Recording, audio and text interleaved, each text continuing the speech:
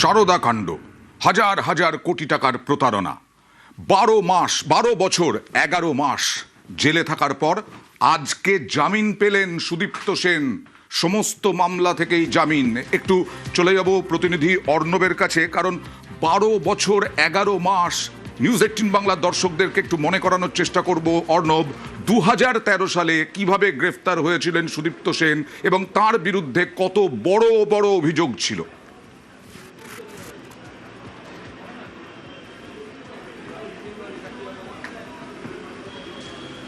দেখো, বিভিন্ন আদালতের যে হলফনামা সেখান থেকে এটা জানা যায় সারদার এই চিটফান্ডের তদন্তে প্রায় 2600 কোটি টাকার আর্থিক তছরূপ হয়েছিল বা দুর্নীতি, অর্থাৎ 2600 কোটি টাকা স্ক্যাম।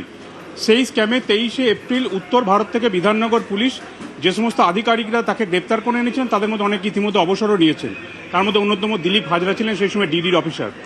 এবং 23শে এপ্রিল দেবযানী মুখোপাধ্যায় এবং সুদীপ্ত সেন তাকে ধরে নিয়ে আসা হয় সোনমার্গ, জম্মু কাশ্মীর থেকে, এবং তারপর থেকে তিনি বিভিন্ন মামলায় জড়িয়েছেন। মোট 389টা মামলা হয় এই সুদীপ্ত সেনের বিরুদ্ধে। যেহেতু সারদার অন্যতম কর্ণধার বা সারদার অন্যতম কর্তা ছিলেন তিনি, তার বিরুদ্ধে সব মামলা বিভিন্ন থানায় হয়। এবং যখন 2014 সালে সুপ্রিম কোর্ট সিবিআইকে এই তদন্তভার তুলে দেয়, তারপর 76টা মামলা সিবিআই এই 389 মধ্যে 76টা মামলা তারা নেয় এবং তারা রেগুলার কেস স্টার্ট করে এবং সেই অনুযায়ী তারা তদন্ত শুরু করে। এজেন্সি যে তদন্ত করছিল সিবিআই বা ইডি, সেই সমস্ত মামলায় জামিন আগেই পেয়েছিল সুদীপ্ত সেন। তবে এক্ষেত্রে রাজ্যের যে 389টা মামলা ছিল এই সিবিআই বা এজেন্সি নেওয়ার পরেও, কেন্দ্রীয় এজেন্সি নেওয়ার পরেও যে মামলাগুলি ছিল তার মধ্যে সর্বশেষ দুটি মামলায় জামিন আটকে ছিল এতদিন, বারাসতের দুটি মামলা। এই মামলাতেই গতকাল শুনানি শেষ হওয়ার রায়দান স্থগিত রাখে এবং আজকে তার রায় ঘোষণা করেছে বিচারপতি রাজর্ষি ভরদ্বাজের ডিভিশন বেঞ্চ। এবং সেখানে তাদের ইমিডিয়েট রিলিজ করার নির্দেশ দেওয়া হয়েছে বেশ কয়েকটি শর্তে।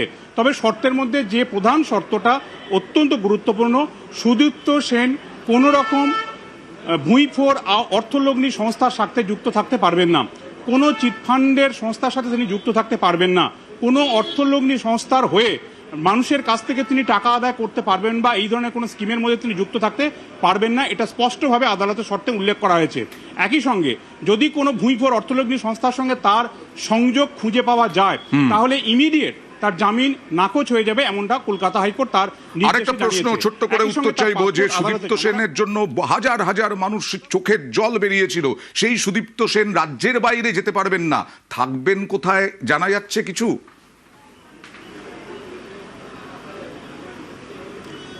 দেখো, তার আইনজীবীর উদ্দেশ্যে এই প্রশ্ন নির্দিষ্ট করেছিল যে তার পরিবারের তরফে কেউ তাদের সাথে যোগাযোগ করে কিনা।